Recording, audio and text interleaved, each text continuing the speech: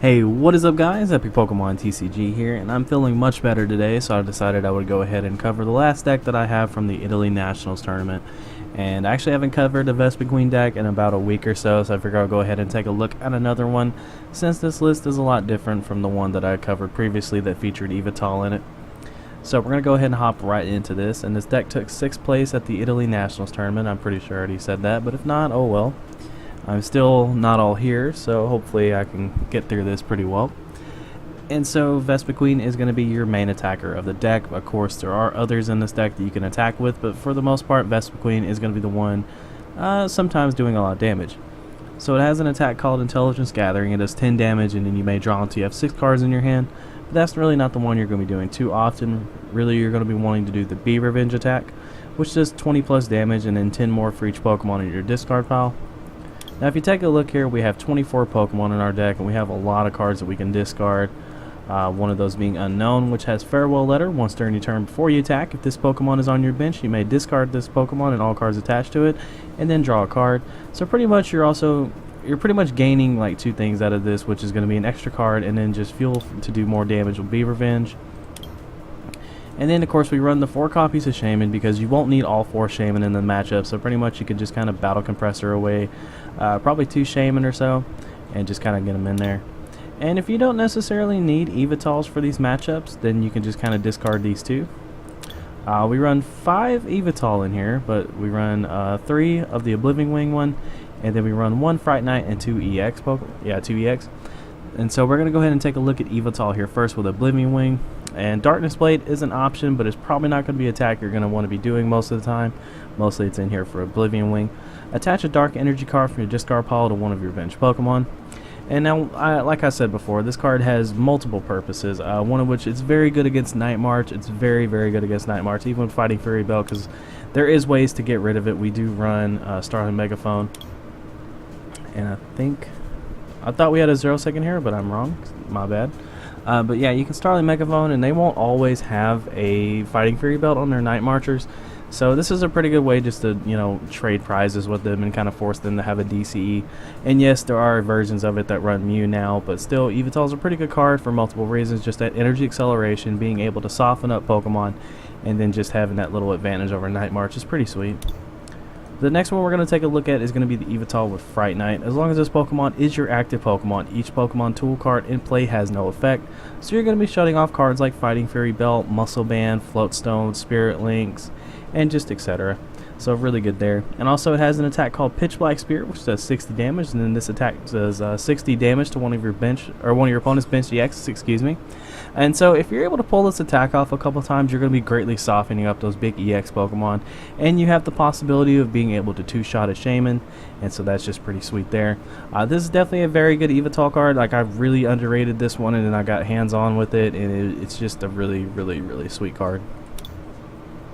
And finally, we're going to take a look at Yveltal EX. You guys know what this does. Evo Ball, 20 plus 20 for each energy on each Pokemon. And then Y-Cyclone for 90, moving energy from this Pokemon to one of your bench Pokemon. Just a really good way to conserve energy and keep energy on the field. Pretty good there. And of course, we run a Jirachi. Jirachi is in here for Stardust, but if you don't really need Jirachi in a matchup, it's just something else you can discard out of your deck. And so, yeah, it's a pretty cool card. Very handy. Especially if you're going against a deck that really relies on special energy. I apologize for the mess ups. I just kind of embrace them and go with them now. And so yeah, there's a lot of decks. Like I think of like Vespiquen, Vileplume. If you run into it, then really they don't necessarily have an answer for it. And so that's just really good. Let's see. And we also run a Bunnelby. Bunnelby is going to be in here really for the Rototiller attack because you're able to shuffle in DCEs. And I guess if you're wanting to shuffle in cards like Starling Megaphone or something like that, that's pretty good. So yeah, not bad. Nice little Pokemon lineup. I think it's pretty solid and pretty straight to the point. But now we're going to take a look at the supporter cards. We do have some pretty interesting supporters in here to cover. We're going to take a look at Professor Sycamore, the best draw supporter in the game. You guys know what it's in here for. We play 1 in, and can be very disruptive late game. It could be a very good draw card at the start of the game. And so if you're getting your ass completely kicked and handed to you, you can just end your opponent to 1 and go from there. And then we run 2 Lysander. Lysander is going to be in here, of course, just to bring up those very damaged Pokemon on the on the bench, excuse me. So if you're sitting there just going absolutely, nuts with pitch black spears, then of course you can just Lysander something up, or maybe you did Be Revenge and couldn't finish off a Pokemon, so you can just kind of Lysander it up. Lysander's definitely a very good card in here because, yeah, some Pokemon are going to be kind of difficult to one-shot, so really, it just allows you to bring up stuff and just take it out. Hexmaniac is really good, especially for like Bats decks. Really good for like Aegislash, and it's really good for like those first turn. Like if you don't really open with a good supporter or something like that, or you can just kind of waste that first turn supporter on a Hexmaniac to try to slow your opponent down. That's pretty good. We do run a Delinquent. I think we only have two. So yeah, we only have 2 stadiums in here. So pretty much with this one, you just kind of don't really have stadiums on the field most of the time. And if you're able to like just discard like a Dimension Valley or something like that, or like Fighting Stadium, then you can just make your opponent have to discard 3 cards from their hand. And really most of the time, like if you can just kind of catch your opponent when they don't really have that many cards in their hand, you can kind of just relieve them handless. And so yeah, Delinquent's a very cool card, very situational, but can definitely have an impact on the game.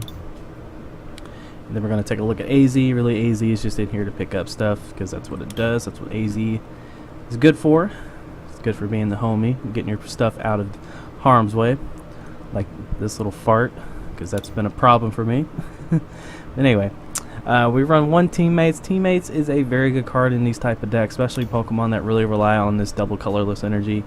You can grab one from your hand, or grab like a Vespiquen and a DCE or something like that. Just really whatever you might need during the matchup. If also considering that a lot of these Pokemon are extremely fragile, like 60 HP, then you got 40 HP, 90, 60, and then of course 130 is kind of bulky, sort of, but it's, yeah, but definitely a very good card.